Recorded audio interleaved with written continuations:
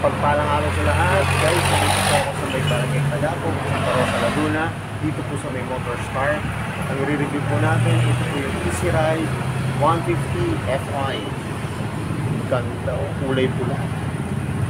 I-review ko to guys kasi ito napakaganda. Saka yung kulay. Siyempre yung unit to. Pero pag bago pala po sa aking channel, subscribe naman po at balik ng notification bell para updated po kayo sa mga video.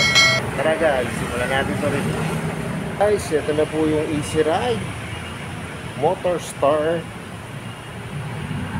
150 Fi. Re-review po natin itong pula, itong glossy na red kasi napakaganda nito. Napaka-aangas po pag makikita nyo ito ng actual. Yung mga naghahanap po ng budget na maxi scoot, ito, baka pwede sa inyo to.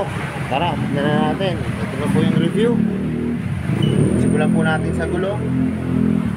Ang tatak po ng gulong nito ay U1 Sing 113/60. 13 po ang sukat. Tubeless na to guys. Ito po yung kanyang disc brake. Ang ganda po. 3mm ang sukat. Yung brake caliper, matte black. Yung front shock po ay glossy na black.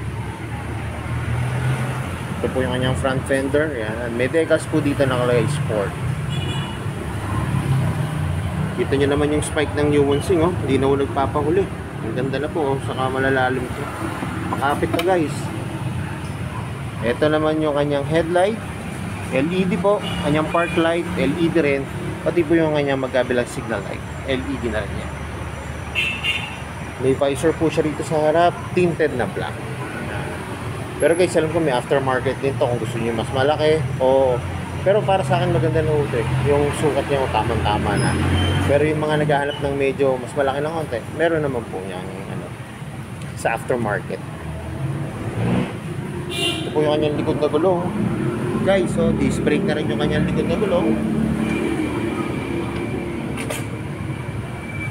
Ang sukat naman po nito ay 130/60. 13 din po guys. Yan. Ganda po ng ano no, design ng magso, matte black po. Daylight, LED po. Magkabila pong side may reflector. Yan, para pag naliko. May ilaw po dito para sa ating plaka at reflector po. Sa muffler naman po. Yan. Simple lang po. Tapos yung kanyang heat guard po ay bearings po na may naka-print na Motor Star. Saka guys, kagandahan nito, hindi na kayo bibili ng grab bar na pan-top box. Kasi automatic po yung kanyang grab bar, built-in na po na pan-top box. Saka ang ganda po, glossy na black.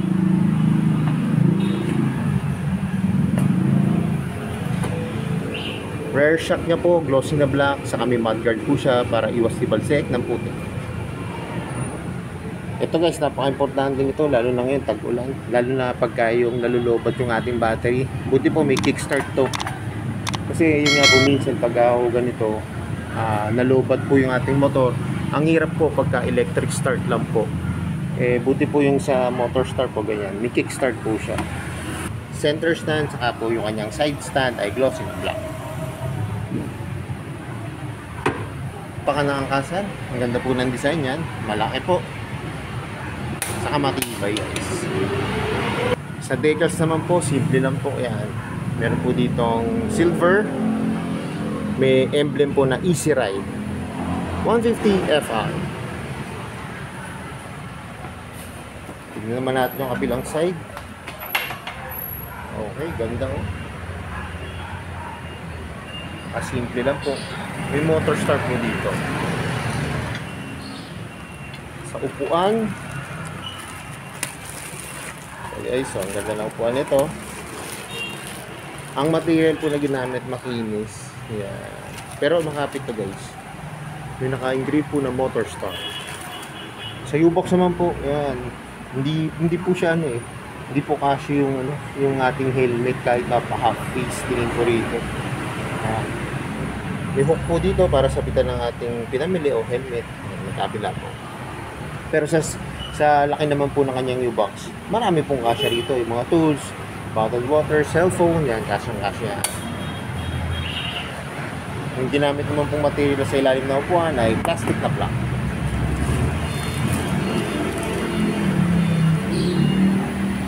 Ito guys, ang kanyang footboard. Meron pa po itong rubber na ilalagay pag nabili po yung unit. Ang pako po, ang size po ay 8.5. Yan, spacious po siya. Kung ganito po yung pagdadrive nyo, o yung nakaganito po yung inyong comfortable kayo mag-drive. Dito na guys yung kanyang gas tank. Sa pocket, yan, ang lalim po. Yan, kasyang-kasya ang ating cellphone, wallet, bottled water, mga documents, pwede. USB port na to guys. Yan, napakaganda po nito, lalo na po sa paggagawing pangnegosyo yung unit o kaya yung nag-chill ride, mga naglo-long drive po. Yan, tama-tama po yan. Kabila po may pocket. Okay, so malalim din yung kanyang pocket. Kasyang-kasya yung cellphone. Saka maganda, may cover po siya. Sa susian naman po, ano pa po siya, yung disusi po. Ito po yung sa kanyang fuel. Tingnan natin kung bukas po. Ay, wala po kasi yung susi. Ito po yung fuel niya, tapos sa seat. Yung kanina, ito po. Pag binuksan. So yun guys, ito na. Yung manubela na. Saka yung kanyang gauge panel. Tignan natin. Ito po yung mga function. Passing light. High and low. Signal. Pwede nyo po siyang i-off. Yan, pindutin nyo lang po, ma-off na po siya. Kusina, kill switch, park light, electric start. Yun nga po guys, napakaganda po ng ganitong motor na merong electric start. At syempre po, yun, may kick start po. Yan. Kanyang throttle, yan, gutong po. Pati yung kanyang brake lever. Saka guys, yung kanyang manubela, ang ganda ng design niya. May carbon fairings yung design niya. Na may glossy po dito na red. Sa gauge panel naman po, ayan, kita nyo naman po, digital gauge panel na yan guys. Dito po yung pang select, tapos yung sa menu.